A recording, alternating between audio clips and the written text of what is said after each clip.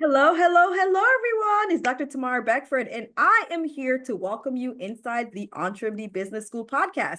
Alrighty, so we have here one of our stars, but you know what? You might have heard from her last year, but so much can happen within 1 year. So I brought her back so that you can find out some of the things that our doctors within the EntreMD Business School, some of the leaps and bounds that happen within a year, also what we do when we go through, you know what, everything's not always gravy. Sometimes we do have some challenges. So you're going to learn how she was able to battle all of that. So this is our wonderful Dr. Catherine. I'm going to have her introduce herself. She's going to let you know her business and where she's located. Go ahead, Dr. Catherine Toomer. Hello, I'm Dr. Catherine Toomer. I'm a family medicine and community health physician. I'm also a metabolic weight care specialist, and I am the recent founder of Your Light Wellness and Weight Care Group, which is a group of physicians who provides telemedicine weight care throughout the United States. To fill the gap essentially of what was happening when people started losing access to their life-saving medication. And so we filled that gap. And so that's the difference between last year and this year. I founded that. But then also, I guess last year I had also launched a physician group where I helped train physicians to have successful weight care practices. And one of the things that I noticed was there's a vertical that almost every single physician who followed were having a lot of success, and I was having a lot of success. And so decided to pull that out and help other physicians have access so that we could help more people. Love it. Love it. Wow. What a difference a year makes. So we Mm-hmm. go from, we are in EBS, we're providing weight care. And then we provide an avenue where you're teaching other doctors how to provide and to start a weight care practice. So now moving to nationwide where you are filling the gap within the United States for those who are looking for support with obtaining their medications throughout the United States because of the climate that occurred when these patients needed their weight care meds and they weren't getting access. So you were able to fill Yes. that gap. Okay, let's Mm-hmm. talk about exponential growth, especially within 1 year. Now, talk about now, people hear this, right? And they think that, wow, this is great. But what are some of the tangible things that have happened within this 1 year from the last time we spoke to now? Well, the one thing that happened is that I had launched my physician group, Mhm. so profitable practices basically, and so in seeing how people were successful, but it was seemed to be concentrated mostly in this one vertical. It Mhm. was also the same vertical that I had my most success in as well, and Right. so one of the tangible things that I did was that I was able to partner with the pharmacy that allowed us to have that success Mhm. and create a telemedicine group. It is actually their first time partnering with a physician to create a telemedicine group. And part Mm. of the reason why they did that was because of the success I had and the success all the physicians I was referring to them were having. And so they knew that um, and the pharmacy itself was actually created to help physicians become financially independent. My whole point is to help physicians become financially independent. So we had, our goals were the same, they were aligned. I liked their products, I liked their business model, and so it just worked out perfectly. And so I just jumped at the opportunity and shared it with as many people as I could. Wow. When one thinks about it, like, we're now moving on almost like it's an expanded mindset, right? When you come into the school, a lot of times some people are coming in when they have like no idea what they're going to be doing. Like, okay, I Mhm. know that there's more for me, but I'm not sure how. So you moved from I have a practice to expanding to teaching others to now providing this like globally. So when you think of being able to move to that mindset, what are some of the intangible ways that you were able to do that within the school to be able to think so broadly? you know what I mean? And not be afraid to make those next steps. Well, one of the reasons is because from watching Dr. Una, she and I met in 2018. We Mhm. started working together in 2019 before the business school had started. EntreMD, of course, was around, but the business school hadn't started quite yet.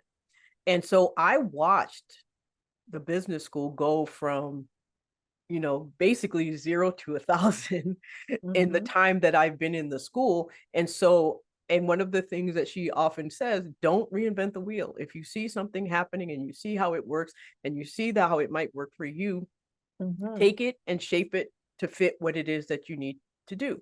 And so that's essentially what the school has done mostly for me, was to give me a front row seat to the success of the method. Right. I had a front row seat to the success of the method, and there was there was proof of concept over and over and over again. And Mhm. so I knew that I could trust the process, I could trust the information that I was given, and I could trust that it would work and I could apply it.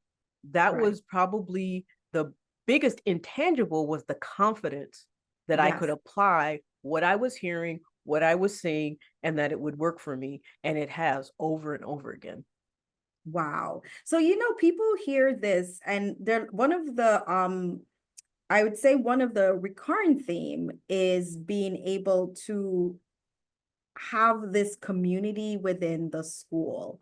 What would you say to somebody who is like, okay, I hear about this community, but how did the community help you to even be able to thrust forward and feeling confident enough to say, okay, I'm good. I can take these big leaps and bounds and take these big steps and not always second guess myself for this next step that I'm going into. Well, you do second guess yourself, and you do Mhm. have doubts, and you do have fear, but you just do it anyway. That was one of the biggest things that I learned The from do the it anyway. community, is just do it We're the do it scared, because it's anyway going to crew. happen. I think the misconception is that when you see people who are successful doing things, you just assume that they're confident right from the beginning. And a Mhm. lot of times they're just faking it till they make it. And you just don't see their fear. You don't hear about their fear, but it's there. Mhm. Their doubts there. But the main thing that for me is I almost got into my own way, mainly Mhm. because I had worked with Dr. Una one-on-one. And so when she started the group, I'm like, I'm an individual. I like working by myself. I don't need a group. I don't like group coaching. I can't respond. It's not going to work for me. Right. But as I started seeing those from the group having the same type of success I had Mhm. when working with her one-on-one, I was like, okay, clearly this still transfers to group to the group. So I was thinking, oh, I'll just get just as much of Dr. Una in the group by being Mhm. in the group. That was my thought. I did not anticipate what the group was going to do for me. Mhm. And what the group did was give me a safe space to express myself, give me a safe space to bounce ideas off of people in a like-minded space. So often what happens, particularly in entrepreneurship, it's a very lonely endeavor often. And when you Mhm. share your ideas and you share your path with people, they're first, oh, you can't do that. You get the naysayers, you get the scarcity mindset of other people. You get people who've never done this before, who have never heard of being able to do this before. And then suddenly you're in this environment where you say, I'm going to do something that seems huge and just way out in left field. And it was like, oh yeah, you can do that. And you're like, okay, I can do that.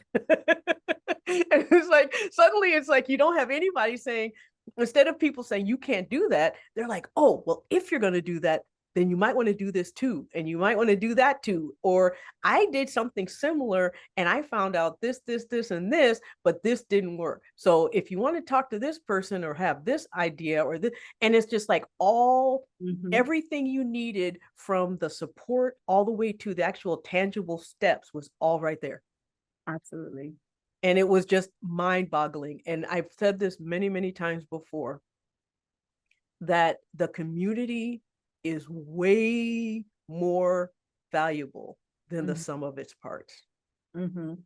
And that is surprised me, because until I joined the business school, I did not think that I could be effective or learn effectively or get coached effectively in a group. And you're right. There's so many valuable lessons we learn together in the community. There's so many ways we support each other in this community. And the other thing is the community will also not let you slack off. No, Because they we're will just not. talk about that. Well, not only will they not let you slack off, they often remind you of who you are. And Yes. one of the things that is wonderful about the group is that you have reminders of where you were because you always have new people coming in, and then you have inspiration for where you can go because you have people who are and who are developing and growing in leaps and bounds. And Mm-hmm. then, but the other thing is that the struggles that happen in between are shared. So it's not this fairy tale where, oh, I'm just doing great. It's I'm doing great, but I'm scared out of my mind. Mm-hmm. Or I did this and I made a really stupid mistake and I had to pause and regroup and restructure, but I'm going back at it. Yes. And so for me, that was the most important part, was because we're not invincible. Mm-hmm. But being reminded that not being invincible isn't the same as being a failure. Exactly. And so failing is not being a failure. And Mm-hmm. there's really no such thing as failing. It's just lessons that you've learned. And Yep. so that was something that was extremely powerful. And there are many times where I just didn't feel like I was at my best. Mm-hmm. And all I had to say is, I'm not feeling at my best. And I got reminded of who I am from people who have watched me over years do Mm-hmm. different things. And that it's just it's hard to explain because I've never actually experienced anything. Now I have experienced something kind of close to having my own sisters. I have 5 sisters. And so I've Mm-hmm. seen that kind of, I know you, I'll support you in what you're doing, but I'm going to question you also. But whatever I question, I'm questioning only to determine how I can help you in your next step. Right. And then the other place where I've experienced this is in my sorority, Mm-hmm. where you just create these relationships that are going to be lifelong. You and I are a perfect example. I mean, we're sisters now. I'm not getting rid of you. You're not getting rid of me anytime soon. So, Neither will you. and so, and it's a so it grows beyond Mm-hmm. just business. It's beyond, it's I often throw out biopsychosocial a lot. Yeah. And the EntreMD community is like a microcosm of that. The psychosocial part of entrepreneurship is so well supported, Mm-hmm.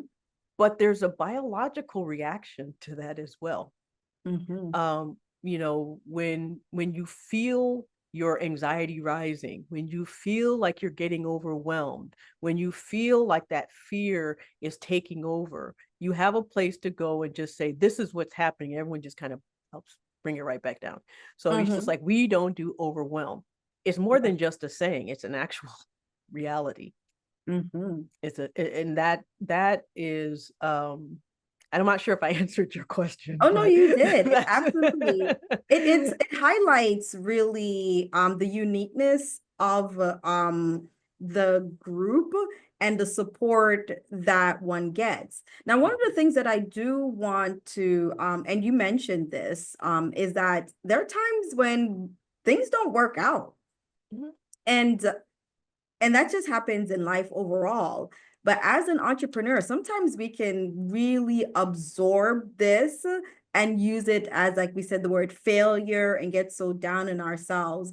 But we really look at that. We love to reframe when we're in the business school, these as lessons versus like failure.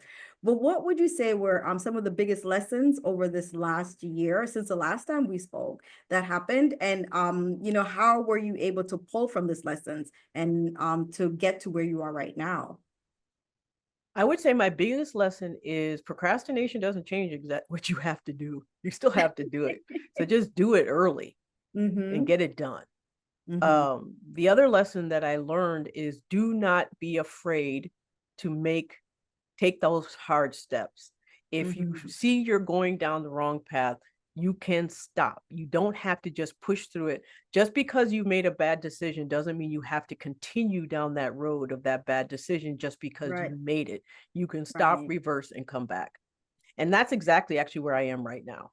Mm. You have there, all things being hopeful, all things being, wanting things to be the way you want them to be, but Mm-hmm. the universe has other plans. And when those Yeah. plans happen, you have to decide whether it is a temporary setback, if it's a permanent setback, if it's a setback that requires pivoting, or is it a Mm-hmm. setback that's, if it's not really even really a setback, it's just Right. simply a pause, or as something even like that Dr. Una has said, it's not so much that you're in a valley, you're just in a place where your perspective is different. You're getting a different Mm-hmm. view of what it is you want. So, yes, you want to be at the top of a mountain, and when you're at the valley, all it does is just show you how great your mountain is.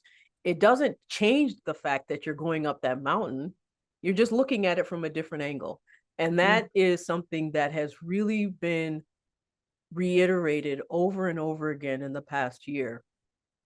The other thing that I've learned is to trust myself, Mm-hmm. that I have all the tools I need to do all the things that I need to do. Mm-hmm.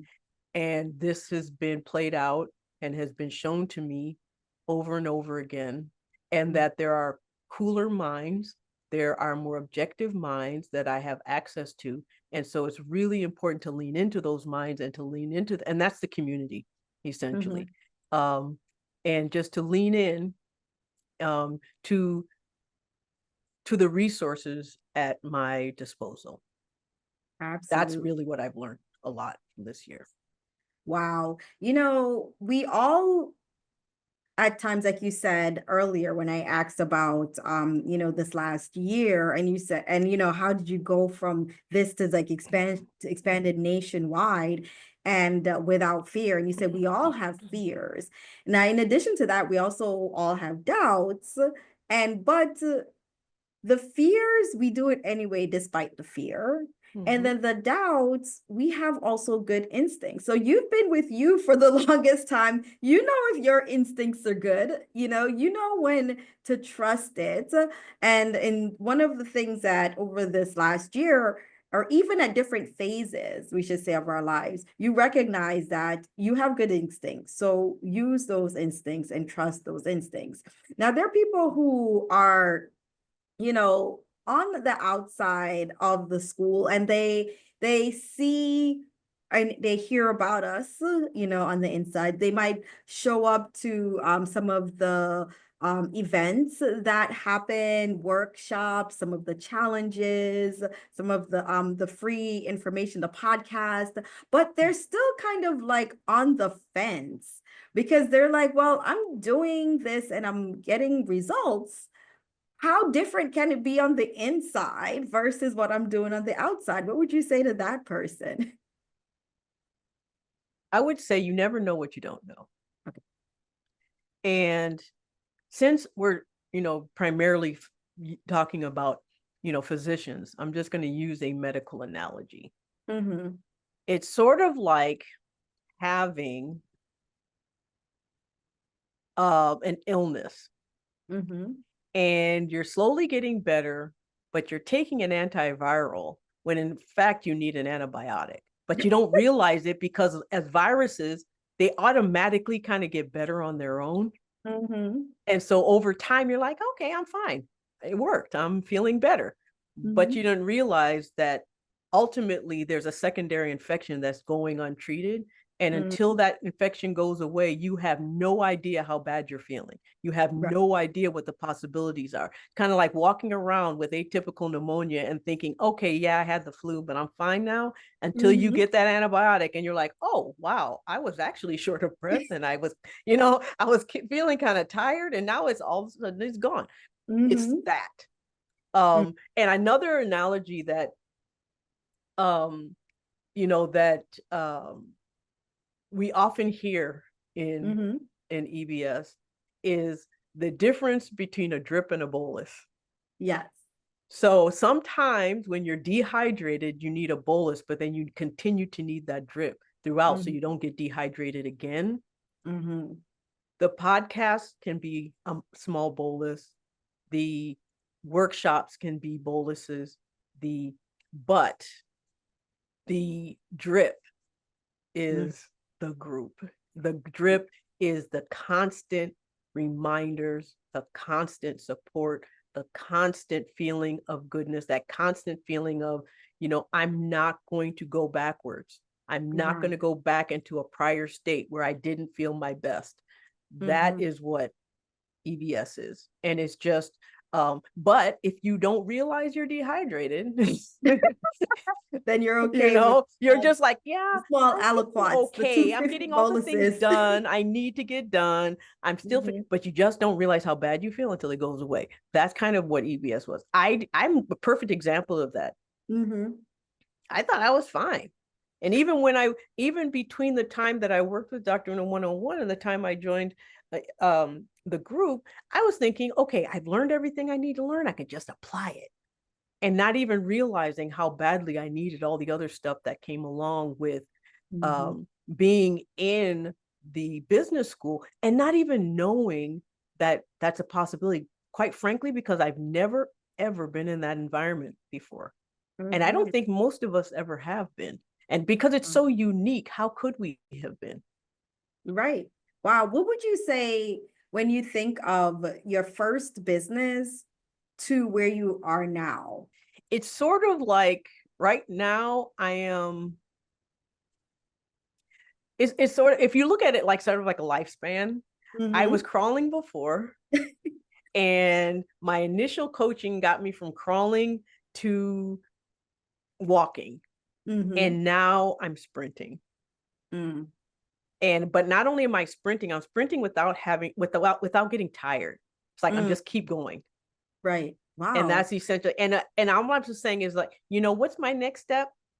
Who knows? Maybe I'm going to learn how to fly a Ah, plane. And that's good. Who knows? hey, Maybe it's going to I be a won't be rocket. I'll surprised. become an astronaut, and then it becomes astronaut, but it's like I know there's next steps, and I Mm-hmm. know those things can happen.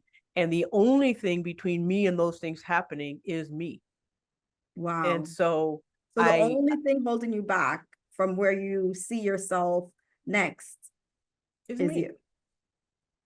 Wow.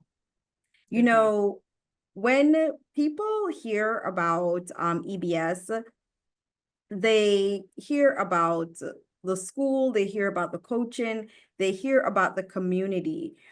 When you are a part of it, Mm-hmm. it is totally different. You who are listening to this podcast right now, at times you'll hear people say it's hard to describe. It's hard Mm-hmm. to describe because it very is it is very unique. Yeah. It's unique to have a place where you're having constant support, where your ideas are valid, they're validated, and even people who might not get validation from those that love them the most externally, even family, they get that validation and they soar in here. And Mm-hmm. also there's a blueprint that's available for you, right? Yes, There's absolutely. access to information that Mm-hmm. it reduces the time from start to even launching of many, Mm-hmm. many different types of businesses. Mm-hmm. So if this is something that you've been pondering, you've been on the outside, you're hearing, you've been doing the small 250 milliliter boluses. The maintenance portion is really, really where it is. Do you have any last minute words before we close this wonderful conversation, Dr. Toomer, for those Mm-hmm. who are listening, who are like, Yeah. I think that part of this is we're calling it a community when really it's more of a family. And oh, so when you have a family, you have different people in the family who teach you different things. You have your older siblings who kind of are protective and who guide you. You have your younger siblings who are looking up to you, who are and you have to kind of behave. It helps you behave a certain way because you know you're being watched by younger siblings that you care about and you don't want to misguide them. But at the same time, what it does is you don't have to have experienced something to learn something. So just like with the family, something happens to one sibling, you're like, okay, I know better than to do that. Right. And then something happens to another family member, it's like, I want to do that so I can do just like them. And that's Right. essentially what this is. You have hundreds of people where every single one teaches you something, guides you somewhere, or supports you and teaches you a lesson that you don't have to go through the experience to learn. You can just see it around you and you can learn from other people. And there's no amount of time. Nobody has enough time to do that on their own. There's just not enough years in your life to do that on your own. So having it concentrated is really the best way of going forward. And I can tell you, it's really interesting. The last thing I'll say is it really warps your idea of how people should be and conduct themselves in life, because you forget that not everybody is a go-getter. Not everybody is a go-getter. In our minds, we think go-getter means one thing, but when you're around people who are actually doing pretty extraordinary things, but you hear their fears, you hear their concerns, and you're like, wow, you're doing that and you are scared on, you're scared. And I'll give you a really good example. You, Me. the first time we met, I had been watching you interview people. I had been watching you conducting yourself in all of these lives. And in fact, you had even done one live with me, my very first live ever you did with me. Now I do my own lives once a week, but then I was terrified. And I remember thinking one day I want to be the EBS Oprah, because that's what we started calling you, because that's what it felt like, this larger than life person. And so when we were together and you said, I'm scared of doing stuff, and I hope I'm not talking too much and telling people too much Because information. that's important for people to realize that. But when you said, that's when it really drove it home. I was like, oh my gosh, I would never have guessed that you had any fear in any way related to interviewing, to talking on screen, to sharing information, to pulling out information from other people. And that was a revelation that was so eye-opening. And it really changed how I saw myself in carrying, in doing tasks from that point on. It just did. Wow. And you see, that's one of the beauty about being in a school where you have people from different phases of business, as you're saying. You have people who you are emulating, people you look up to, but some of those people still have the same fears, but when you get connected, because this is, as you mentioned, a family, so you can get close to these people. And when you're connected with them, they're not afraid to share their fears. So you see what they're going through and what they're doing despite being afraid. And so that helps you to realize that people who are doing big things are still afraid, but they're doing it anyway. Despite the fear, they step out despite the fear, because everyone within the school has a dream of how they can impact the lives of others and also be able to work on their lives at the same time. And so their deeper meaning and reasoning and why it overshadows those fears. And if they ever need some support, they bring it back to the school and they ask for it and they immediately get that support. So if this is a place that sounds like a place that you want to be, why are you still on the outside? Come on in and join us on the inside. Make your dreams a reality. Get to the point where your business and your life is a dream business and a dream life. Get to the point where you're having an impact on those around you and you're earning what you want to earn, because the sky's the limit once you step into this phase of entrepreneurship. I'm Dr. Tamar Beckford, and I'm joined by my sister in our family here, Dr. Catherine Toomer, and we welcome you earnestly to join us inside the EntreMD Business School. So if this is something that you want, you know what to do. Just connect, go to entremd.com and find out how you can fill out an application, and we'd love to see you guys on the inside. Take care. See you next time.